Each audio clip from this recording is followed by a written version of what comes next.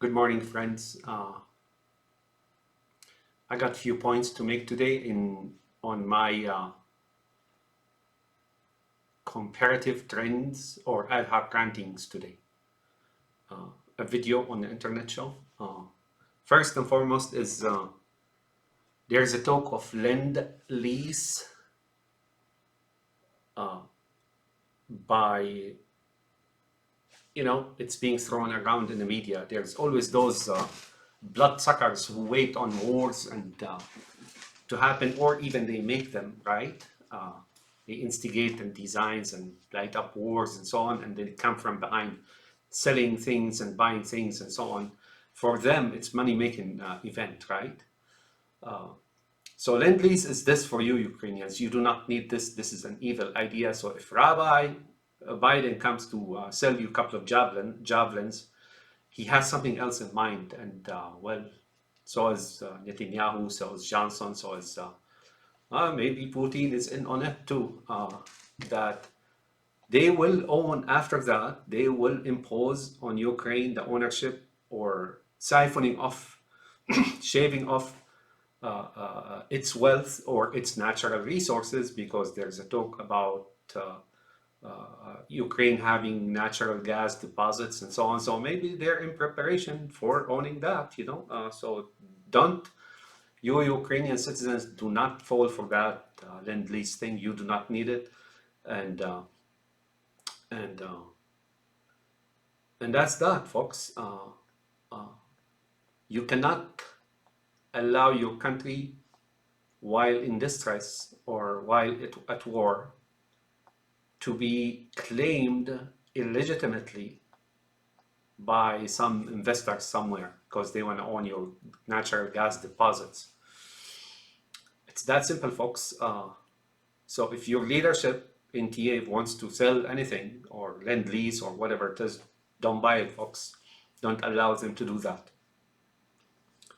You're winning this war, you won this war, and there are a few hard battles ahead, but believe me, Russia is no longer the same, nor will they ever stand up again to come and invade Western Europe. Well, that's speaking if Europeans behave or act upon that, meaning they defend their country and arm and unite and so on and so forth, and wake up to this darkness of communism coming from the East.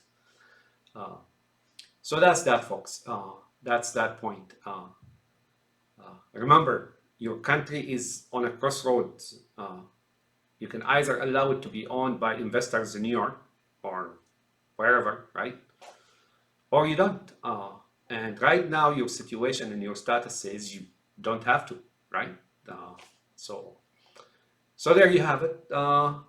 In that case, don't allow anyone to come and try to throw a couple of javelins at you, or Panzerfaust, or ULO, whatever, blah blah, WB, whatever, from England, and destroy a few tanks, and then they come at from the back end, while nobody is looking, and they claim your natural resources. Don't do that. This, by the way, is happening in Lebanon.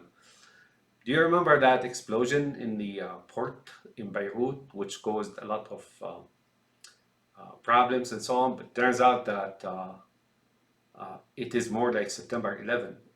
Turns out that the money of Lebanon, the dollars in Lebanon, were gone somewhere, most likely to the Syrian regime, to support the Syrian regime, right? And they want to get out of that, right? So they committed this act of killing, God knows how many, and they put the country into a halt. Not just that, it turns out that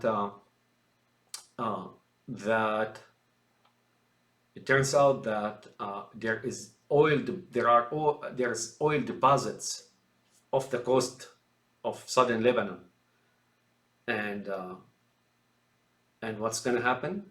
Guess what? They're negotiating right and left, so the investors in Tel Aviv, or their brothers in New York and so on, come and own it, right? But that's not going to happen, I don't think. However, everything there has a reason, and you never know. Well, you never know. Maybe the whole thing in Ukraine, this whole fiasco for 45, 50 days, is really partly it was in fact created as a diversion for the people, in order for those investors to come from behind and own the natural gas. Folks, you have to be careful what's going on. I mean, while you're fighting, looking forward and fighting, you really have to look backward to see that those investors don't come and shoot you in the back. And they've done that so many times before. It's their habit, folks. So there you have it on that point. So point number 2 for today.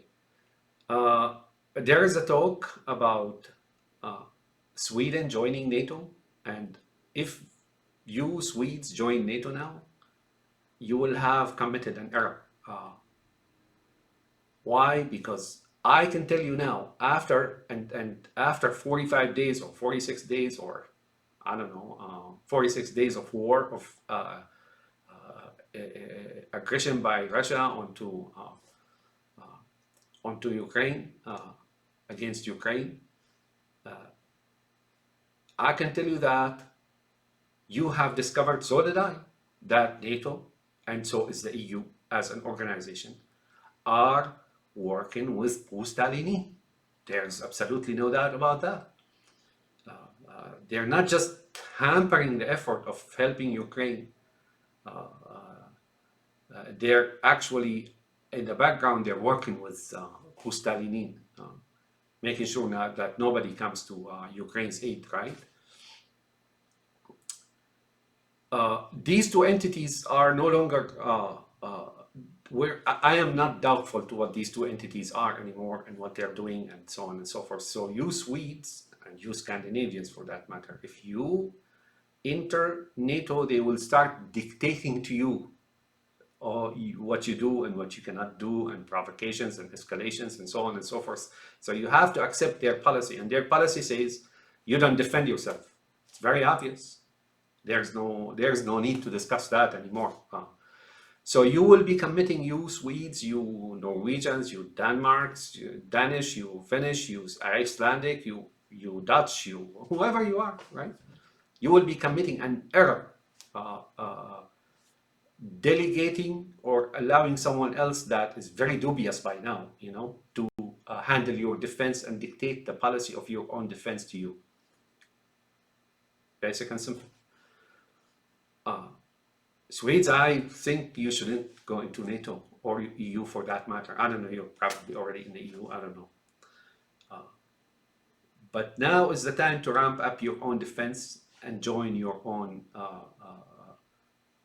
brother countries or sister countries like Norway and Sweden and Denmark and Finland and Iceland, and perhaps bring people in like Belgium, like new countries into the alliance like Belgium, like Holland, and like so on. And ramp up production, folks. Don't allow somebody else who has proven to be so dubious by now to come and defend your countries or your people. That's that. Basic and simple. You Scandinavians saw what is happening and what has post-Stalinians done in Ukraine. And you saw what is NATO and EU are doing. They have come to the aid.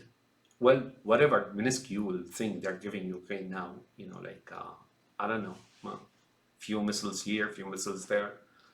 If they provide Ukraine with real defensive or even offensive weapons, and they don't have to be even airplanes, Ukraine would have pushed out Russians already out by now. That's how weak Russia is, that's how bad, or that's how frail the Russian military is, basic and simple.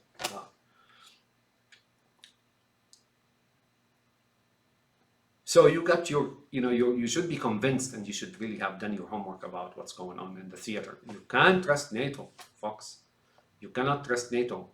Look, even now, after Ukraine won and after Russia collapsed, only now they're trying to show some kind of a tangible support by whatever little they're doing, and they're visiting, running in the streets of Kiev, like Shaggy, for example, like he's walking in the street of Kiev, right? And what did he do? He gave like a couple of missiles or, those trucks, military trucks or something like that. Nothing that could influence the battle, period, right?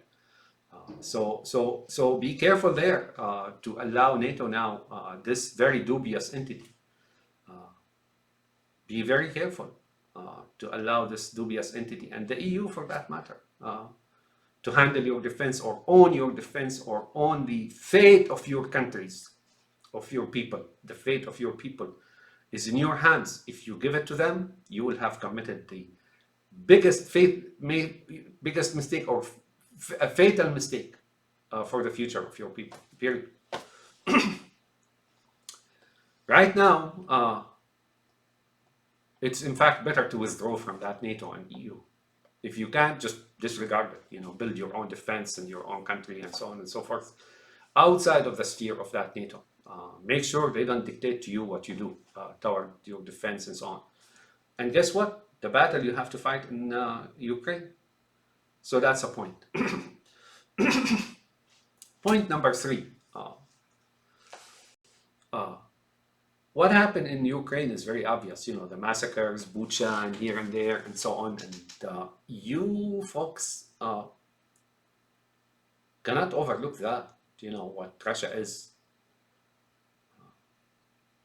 I have said before, and I hear some people here started making fun of me that the Cold War was never over, and the purpose of post-Stalinine from Lenin until all the way through to Putin is really taking over the world. Communism, if you recall, its ideology, if you know what it is, it's really the world, not just Europe.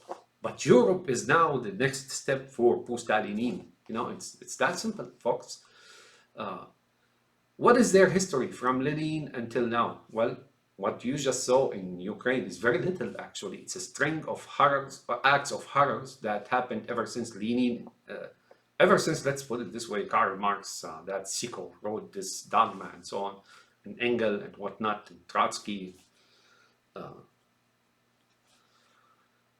It is a string of horrors.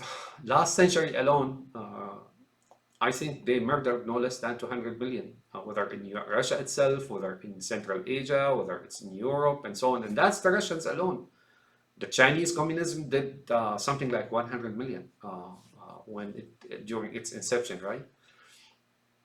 To the degree that when in 1962 a war happened between India and China, Mao Zedong, that weird looking, like weird personality that's like some kind of dog from hell, was talking, I think, to what's his name, Jawaharlal Nehru, and I think he says, "Oh, what's a city or two, using nuclear weapons?" He means it was the Russian communists, Lenin and Stalin and so on, who gave China the nuclear weapons. I heard one of their big Politburo members, who is probably dead by now. I heard them either in the 90s or the 80s or some documentary. And he was one of those like very close to the Stalin and Lenin and whoever it is. He said that they gave them the nuclear weapon to China, like as is, right? China didn't have to do anything, really. They just gave them the technology, right? And they gave it to others too.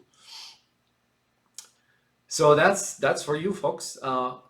And then they murdered hundreds of millions in the last centuries, and reports have it, or has it, that they sent no less than 60 million to the gulags of Siberia alone.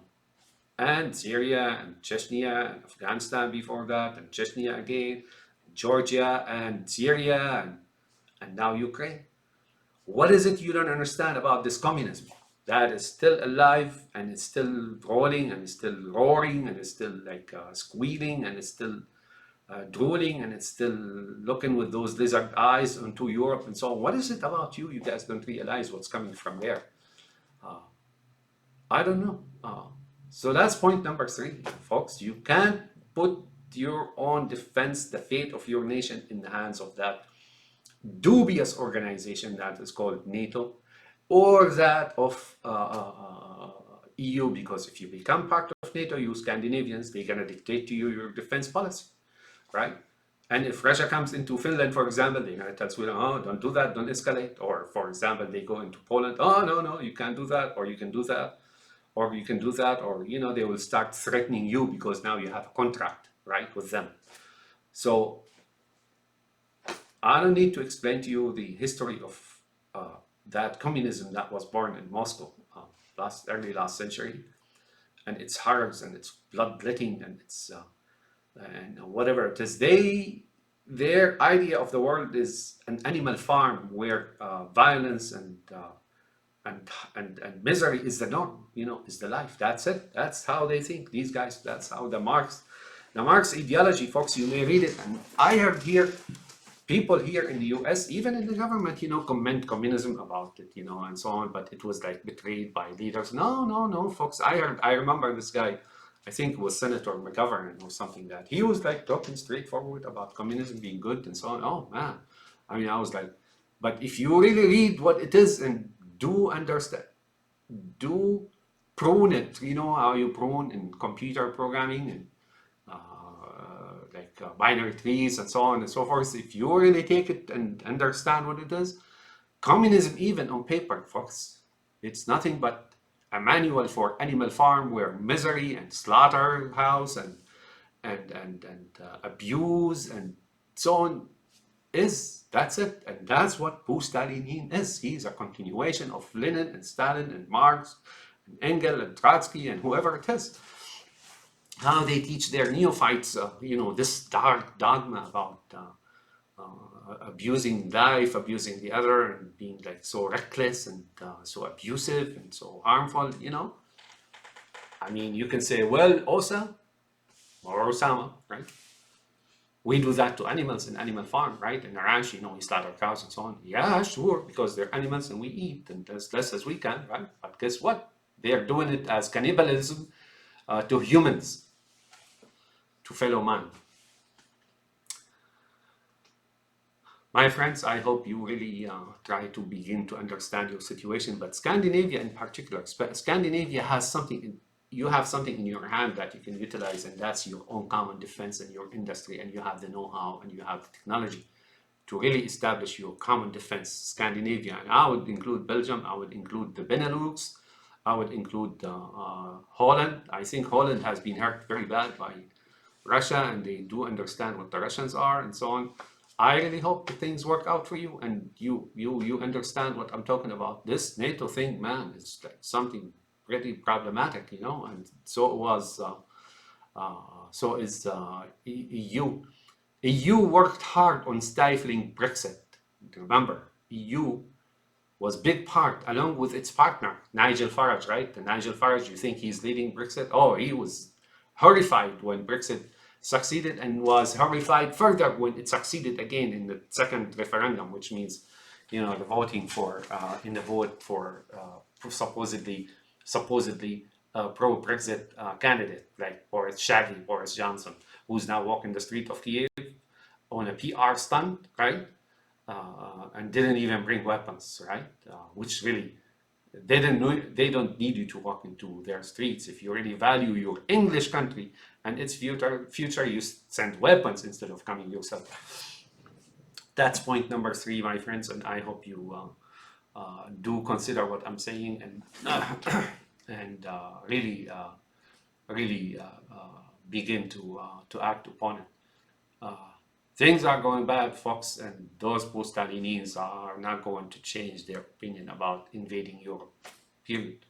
They cannot succeed in Ukraine, folks, period.